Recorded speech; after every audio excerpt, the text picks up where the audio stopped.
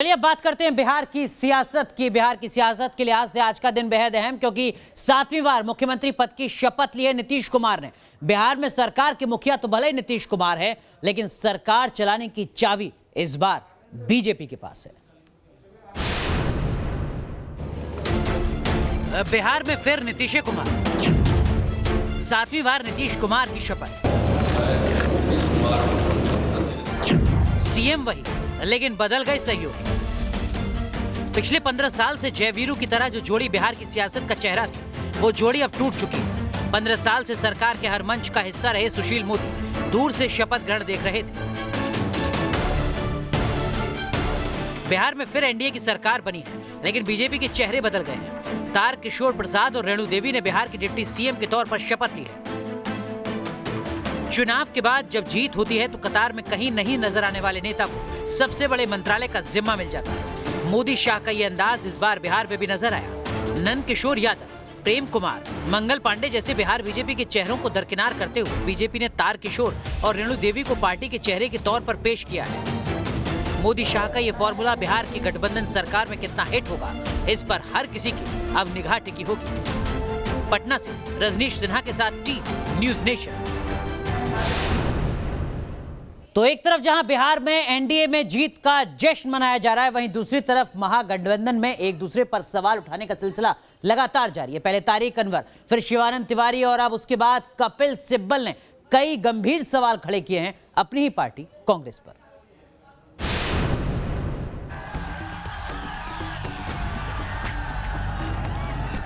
यहाँ चुनाव हो रहा है, राहुल गांधी जो है प्रियंका जी के साथ जाकर के शिमला में उनके घर पर पिकनिक मना रहे हैं। बिहार में चुनाव नतीजों के बाद महागठबंधन में दरार साफ दिखने लगी है।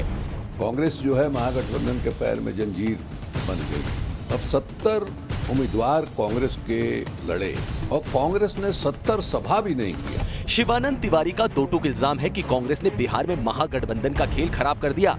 आरजेडी के आरोप से कांग्रेस नेता तमतमा गए हैं।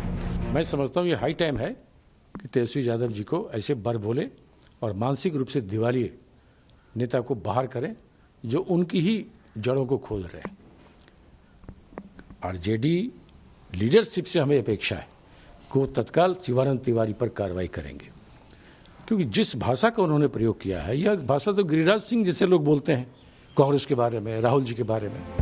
कांग्रेस चाहे लाख दुहाई दे, लेकिन ये बात किसी से छिपी नहीं है कि कांग्रेस के आला लीडर बिहार चुनाव के दौरान लापता दिखे। बिहार चुनाव में पीएम मोदी ने 12 रैलियां की थी, तो राहुल गांधी ने 8 रैलियां की।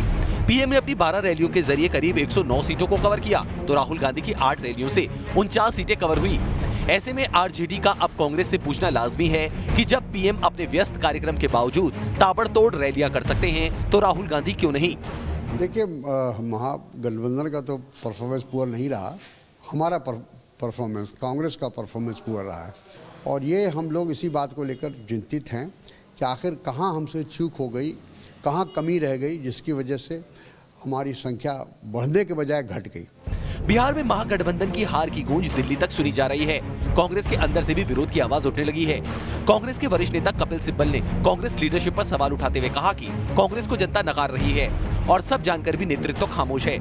महागठबंधन में जारी रार के बीच बीजेपी चुटकी लेने से बाज नहीं आ रही। केंद्रीय मंत्री गिरिराज सिंह के मुताबिक जनता ने वंशवाद को जवाब दिया है।